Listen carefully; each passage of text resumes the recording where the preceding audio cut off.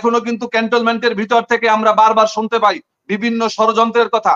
আমরা কিন্তু শুনতে পাই যে এই যে আমাদের সচিবালয়ের ভিতরে যারা আছেন আওয়ামী ভূত, আওয়ামী প্রেতাত্মা, যারা বাংলাদেশকে এখনো ডক্টর মোহাম্মদ ইউনূসকে বিতর্কিত করতে চায়, তাদেরকে এখনো কেন সরানো হচ্ছে না? আমার মনে হয় এখনো আওয়ামী লীগের বহু নেতাদের বাড়িতে যদি রেড দেওয়া হয় তাহলে কোটি কোটি নগদ টাকা পাওয়া যাবে। বলি, এই সরকারকে প্রশ্নবিদ্ধ করার জন্য যে চক্রান্ত চলছে, এই চক্রান্তের হাত থেকে আমাদেরকেই রক্ষা করতে হবে।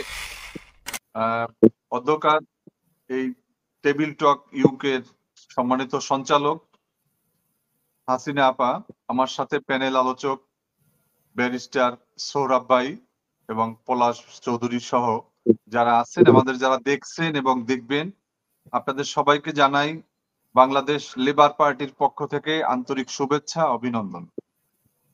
আপনি জানেন যে আমরা দীর্ঘ 17টি বছর, 2 বছর জরুরি সরকার এবং প্রায় 15.5 বছরের মতো এই আওয়ামী দানবের বিরুদ্ধে দেশনেত্রী বেগম খালেদা জিয়ার নেতৃত্বে তথা তারেক রহমানের নেতৃত্বে আমরা বাংলাদেশে গণতন্ত্র, ভোটাধিকার, আইনের শাসন, ন্যায় বিচার প্রতিষ্ঠার জন্য আন্দোলন সংগ্রাম করে আসছি।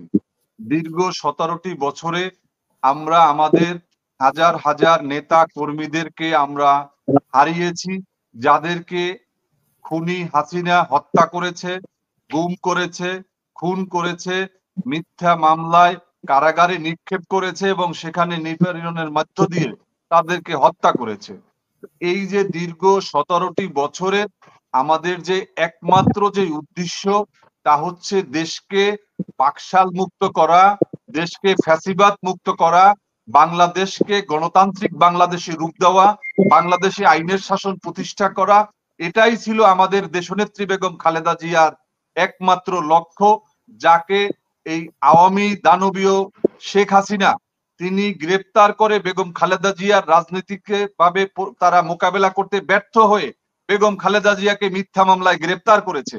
এই গ্রেপ্তারের মধ্য দিয়ে তাকে তার বাড়ি থেকে উচ্ছেদ করেছে, তাকে রাজনীতি থেকে উচ্ছেদ করেছে এবং তাকে বিনা বিচারে, বিনা চিকিৎসায় তাকে দুনিয়া থেকে উচ্ছেদ করার জন্য, হত্যার জন্য তারা বিভিন্ন পরিকল্পনা করেছে।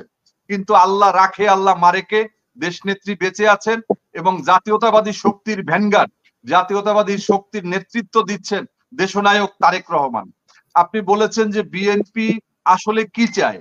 বিএনপি একটা গণতান্ত্রিক বাংলাদেশ চায়, বিএনপি বাংলাদেশে আইনের শাসন চায়, বিএনপি বাংলাদেশে ন্যায় বিচার চায়, বিএনপি একটি সমৃদ্ধ বাংলাদেশ দেখতে চায়, বিএনপি বাংলাদেশে মুক্তিযুদ্ধের চেতনায়, কারণ মুক্তিযোদ্ধাদের দলই হচ্ছে বিএনপি, যার কারণে মুক্তিযুদ্ধের যে চেতনা, সেই চেতনায় একটা সমৃদ্ধ বাংলাদেশ করতে চায়। আওয়ামী লীগ প্রতিষ্ঠিত করতে চায় যে মুক্তিযোদ্ধার দল হিসেবে আওয়ামী লীগে ছিল, সেখানে বিএনপি। হাসিনা আপা, আমি এখানে আপনার সাথে বলবো যে আওয়ামী লীগ কোনো কালই মুক্তিযোদ্ধাদের দল ছিল না, কারণ শেখ মুজিব মুক্তিযুদ্ধে তার কোনো ভূমিকা ছিল না। তিনি দীর্ঘ 9 মাস ছিলেন পাকিস্তানে, বন্দী ছিলেন এবং আওয়ামী লীগের যেই সমস্ত নেতারা ছিল তারা ছিল কলকাতাতে, ছিল বিভিন্ন উৎসব করেছে তারা। এগুলো আমি বলতে চাই না, এখানে মালিক ভাই সহ সিনিয়র নেতৃবৃন্দ আছেন, তাদের মুক্তিযুদ্ধে কোনো আওয়ামী লীগের অবদান নাই। মুক্তিযোদ্ধাদের দল হচ্ছে স্বাধীনতার ঘোষকের দল, মুক্তিযোদ্ধাদের দল হচ্ছে সেক্টর কমান্ডার জিয়াউর রহমানের দল, জেড ফোর্স কমান্ডার জিয়াউর রহমানের দল হচ্ছে গিয়া বিএনপি। যার কারণে আজকে আমাদের এই 17 বছরের অর্জন হচ্ছে এই আমাদের ছাত্র জনতার নেতৃত্বে। আমরা বিগত 5ই আগস্ট আমরা একটা গণ অভ্যুত্থান করেছি, যার সম্মুখ সারিতে ছিল আমার দেশের ছাত্র জনতা। শুধুমাত্র ছাত্র নয়, সাথে আমি জনতা বলেছি। এই ছাত্ররা নেতৃত্বে ছিল, আমরা তাদের বাঁশির হুইসেলে আমরা বাংলাদেশ জাতীয়তাবাদী দল, Bangladesh Jamaat Islami, Bangladesh labour party, LDP, গণ অধিকার থেকে শুরু করে যত রাজনৈতিক দল আছে, যারা শেখ হাসিনার দুঃশাসন থেকে বাঁচতে চায়, আওয়ামী দুঃশাসন থেকে বাঁচতে চায়, জাতিকে রক্ষা করতে চায়, তারা সবাই আমরা এই ছাত্রদের নেতৃত্বে আমরা রাজপথে নেমেছি। আমরা একটা গণ অভ্যুত্থানের মধ্য দিয়ে বাংলাদেশ থেকে শেখ হাসিনাকে পালিয়ে যাওয়ার ব্যবস্থা করেছি। আপনি জানেন যে এই আন্দোলনের মধ্য দিয়ে আমাদের দেশনায়ক তারেক রহমান আজকে বলেছেন যে এই সরকারকে সময় দিতে চান। অবশ্যই সময় তো দিতে চাই, আমরা তো বলি নাই যে কালকে নির্বাচনের আপনাকে শিডিউল ঘোষণা করতে হবে।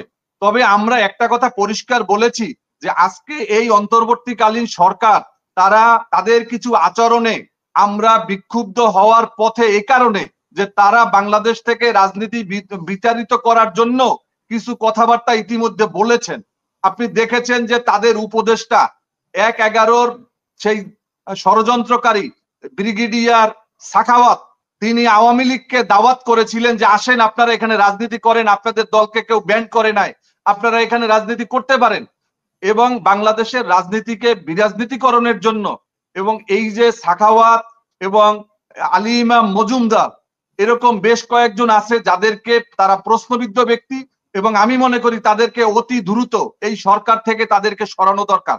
এবং এই আলী ইমাম মজুমদারের কারণে আমি দেখেছি যে যারা গণতান্ত্রিক আন্দোলনের সাথে যাদের সম্পর্ক রয়েছে এবং রাজনীতিবিদদের মাঝখানে একটা দেওয়াল তৈরি করার জন্য আলী ইমাম মজুমদার এই প্রধান উপদেষ্টার কার্যালয়টিকে ব্যবহার করে তিনি রাজনীতিবিদদের বিরুদ্ধে একটা অবস্থান নিয়েছেন। আমরা দেখেছি যে শুধুমাত্র এনজিওর প্রধানদেরকে নিয়ে তারপর এই সরকারকে গঠন করা হয়েছে। এই আন্দোলন সংগ্রামে নয়, দীর্ঘ 17টি বছরে বাংলাদেশের গণতন্ত্রের উত্তরণে এদেশের রাজনীতিবিদদের অবদান কোনোভাবে ছোট করার সুযোগ নেই। আজকে আমরা প্রথম সারিতে ছিলাম না, প্রথম সারিতে নেতৃত্ব দিয়েছে ছাত্রদের সমন্বয়করা, কিন্তু দ্বিতীয় সারিতে কিন্তু আমরা ছিলাম, আমরা কিন্তু জনতার কাতারে আমরা ছিলাম। যার কারণে আমি মনে করি আমাদের বিতর্ক তোলার মতো সময় নেই। দেশনায়ক তারেক রহমান সঠিক বলেছেন, যথার্থ বলেছেন। আমরা এই সরকারকে সহযোগিতা করতে চাই।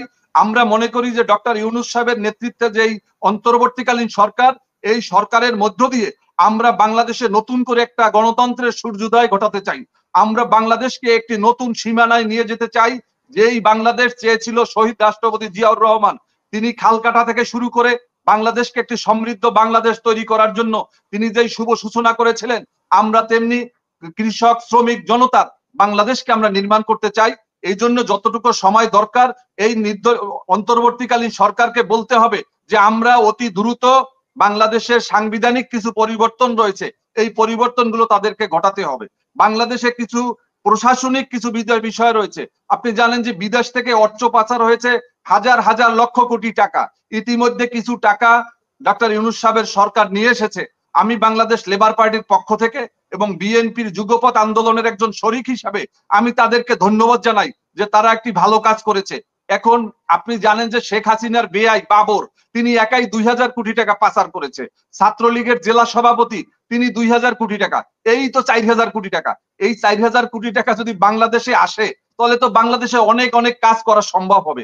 এরকম শুধু 4000 কোটি না, এসকে সিনহা, পিকে হালদার এরকম অসংখ্য আওয়ামী লীগের নেতা কর্মী এমপি মন্ত্রীরা, আমার মনে হয় এখনো আওয়ামী লীগের বহু নেতাদের বাড়িতে যদি রেড দেওয়া হয় তাহলে কোটি কোটি নগদ টাকা পাওয়া যাবে। আপনি দেখেছেন যে আমাদের আজকে এই যে আমাদের প্রশাসনের ভিতরে যারা প্রশাসন নিয়ন্ত্রণ করতো আওয়ামী লীগের, তাদেরকে কিন্তু এখন পর্যন্ত গ্রেপ্তার করা হয় নাই। আজকে সেনাবাহিনীর ভিতরে, আজকে আমাদের যে বাহিনীগুলোর ভিতরে যারা কাজ করত, সেই তারেক সিদ্দিকী বাংলাদেশের রাজনীতি এবং বাংলাদেশকে বিরাজনীতি করার জন্য, ভোটাধিকার শূন্য করার জন্য যার প্রধানতম, যিনি ডিজিএফআই কে এনএসআই কে কাজে লাগিয়েছেন, তাকে কিন্তু এখন পর্যন্ত আইন শৃঙ্খলা বাহিনী গ্রেপ্তার করে নাই। এখনো কিন্তু ক্যান্টনমেন্টের ভিতর থেকে আমরা বারবার শুনতে পাই বিভিন্ন ষড়যন্ত্রের কথা। আমরা কিন্তু শুনতে পাই যে এই যে আমাদের সচিবালয়ের ভিতরে যারা আছেন আওয়ামী ভূত, আওয়ামী প্রেতাত্মা, যারা বাংলাদেশকে এখনো ডক্টর মোহাম্মদ ইউনূসকে বিতর্কিত করতে চায়, তাদেরকে এখনো কেন সরানো হচ্ছে না? আমরা বরঞ্চ দেখছি যে এই তত্ত্বাবধায়ক অন্তর্বর্তীকালীন সরকারের ভিতরে সে আওয়ামী ভূতেরা বিভিন্ন চেয়ারে বসার করার জন্য নতুন করে নিয়োগ পাচ্ছে। এজন্য আমি বারবার বলি এই সরকারকে প্রশ্নবিদ্ধ করার জন্য যে চক্রান্ত চলছে, এই চক্রান্তের হাত থেকে আমাদেরকেই রক্ষা করতে হবে। এজন্য আমি আবারও ধন্যবাদ জানাই দেশনায়ক তারেক রহমানকে। আপনাকে ধন্যবাদ।